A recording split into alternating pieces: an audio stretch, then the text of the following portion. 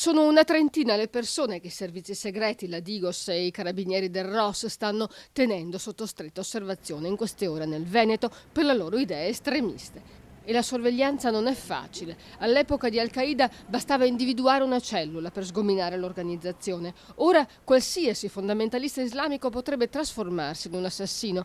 Basta collegarsi da casa all'IS con un computer, non serve frequentare una moschea e avere un imam ad indottrinare. Stando ai dati del Ministero degli Interni, sono in tutto una cinquantina gli italiani convertiti all'IS e nel Triveneto ce ne starebbero appunto una trentina. A Ponte nelle Alpi risiedeva l'imbianchino Ismar Mesinovic, che si è immolato nel nome di Allah ed è accorso in Siria. Ma ce ne sono altri che risiedono ancora nella regione, forse pronti a partire. Si trovano a Padova, Vicenza, Verona, Venezia, Rovigo e anche Belluno. Le moschee per gli investigatori non costituiscono più un problema. Le informazioni si raccolgono sul territorio, a scuola, nelle associazioni e poi, individuato il nome, partono le intercettazioni.